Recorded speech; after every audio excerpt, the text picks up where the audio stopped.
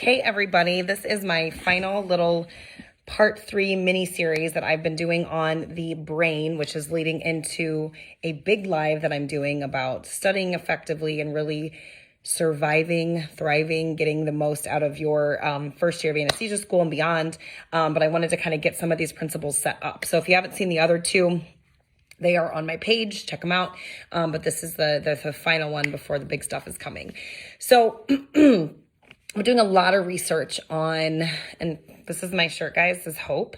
This is so old. I actually wore this all the time in anesthesia school. So Bevan Griff, does this give you guys PTSD when you see this? I wore this all the time. So anyways, this kind of got me through some of the hard days. But the last part I want to talk to you guys about is happiness.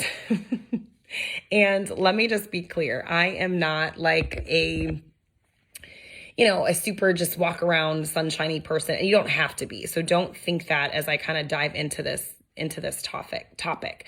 But I've been doing a lot of just kind of, like I said, research, a lot of reading as to how I can better serve you guys when I hear, some of the things you guys are struggling with. So Harvard, a lot of research, really good research has come out of Harvard. And this guy wrote a book called The Happiness Advantage. He was actually a Harvard student. He does tons of research there. And he kind of started to take notice of two kinds of students that were walking around the campus. Now, the normal, everyday student that you see all the time, mind you, I say normal, they were focused on the workload. They were focused on being in competition. They were stressed. They were continually worrying about the future. Even though, you're at one of the top campuses in the world, whatever degree you have is probably going to open up big doors for you. But they were getting overwhelmed by every single small setback, right? That's normal, right? Isn't that how a lot of us kind of function, right? Or there were a small subset of students who simply just felt like being there was a privilege. And they were just happy to be there and they were grateful for all of it. And they viewed it from that lens of it being a privilege. So he literally wrote this whole book about it. And basically, per research, per all the stuff that's coming out with our mind and neuroplasticity and wiring and stuff like that, how you look at something is going to fundamentally change how your brain is going to process the experience. You are going to see what you tell yourself to see. Okay? Facts. Research, proven facts, okay? You can make the CRNA School process. You can make the CRNA School. You can choose to make it heaven or you can choose to make it hell. Like I tell people on my email list all the time, take back your power. Take back your power. Today, I want you guys to make a choice, make a decision. Choose what type of place you want to cultivate. You want to be in heaven for the next few years? Or do you want to be in hell? And we have to stop saying, well, if only the teacher would do this. And well, if only my preceptor didn't yell at me, I wouldn't do this, blah, blah, blah, right? Like, no. Your power, you have the choice. You have the power. It is not your classmates. It is not your preceptors. It is not your civic others' choice to choose how you see and navigate these situations. Your interpretation of your reality is going to change how you experience that reality. This is exactly why placebos work, where you have two trials, you give one a placebo and, oh, you're going to lose so much weight, you're going to be so happy. And they are. And they're getting a water pill. They're getting a fake pill, right? And we also have to be careful, guys, because beliefs also are not only formed by how we view it and the thoughts that we think, but it's also formed about what others are saying and thinking. And I'm really wanting to change a lot of the narrative of like, CRNA school is so hard. And oh my God, it sucks so bad. It's like the worst years of your life. It's whatever. And yes, I want to stop saying hard. It's challenging. It's supposed to challenge you. Like, why would you want the person putting you to sleep? Do you want them to make it easy? Even surgeons have it rough too. If you're going to cut me open, I hope you worked hard and it was rough on you, right? Like, we can't let other people's beliefs and their circumstances and their reality, because they're choosing what they see based on how they're perceiving it. You can't let that project how you see it, because you're going to go into it thinking like, oh, well, they said it was hard. They said it sucked. They said whatever. So it's just going to suck. And that's just what it is. Right. So a really good example when I think about this is I went to, I don't know why they've been quiet and now stop it. Every time I start a video, I'm telling you. So I went to Kenya, Africa. I went on a mission trip. Girl, stop.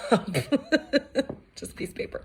And we had a clinic, right? So we held like a 2-day clinic where surgeons and nurse practitioners kind of evaluated all these patients. They treated them, and then we went through and we kind of chose who would be good candidates for the surgeries. Mind you, these people walked for days, barefoot, no food and water, carrying their children on their back just to get some American health care, right? They're sick, they are poor, some barely could even walk or move, but they showed up, they got there, right?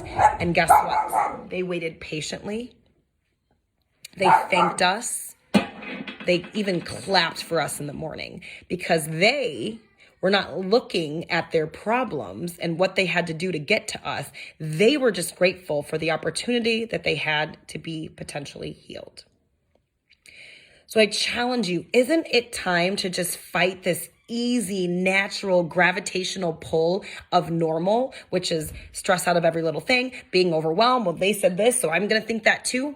Like, what if you decided to look at this entire process and really be energized by all the possibilities that are going to be in front of you? Good, bad, ugly, for better, for worse. It's all going to be on how you view it, right? Because we so much just see a bad test grade, or we see the mountain of paperwork, and we see, 2.5 years, or we see our bank account dropping and nothing's going back in it, right? We see all these things and we just let it defeat us. Instead of being like, you know what? What a privilege and an honor that I'm on this journey. What a privilege that I get to learn how to give anesthesia. Like, make this fun, make it exciting. Shouldn't you be curious about what the day is going to bring, for good or bad, what you're going to learn? Maybe you got to find a different way to study. What if you just did things and thought about things differently? What if you just walked differently, showed up differently? Because what you spend your mental energy on is exactly what you're going to get. And I really challenge you to look and think about, what are you thinking about when you wake up? Like, what is the first thing on your mind? Are you just like, oh my God, I hate everything? And that's going to happen, right? But learn to shift, learn to pivot, learn to think differently. What a privilege this is that I get to fill out another application. This is amazing. I get a chance to write another personal statement. Like, what a privilege it is to have an interview. What a privilege it is to have another day at clinical, right? We know so well how to be miserable, and we know how to be sick. And we know so little about thriving. So let's start to really shift from looking at what's broken and what's not working, and maybe focus on what could work. Because if you chose to be happy and simply grateful, regardless of what you're going through, you will get to success.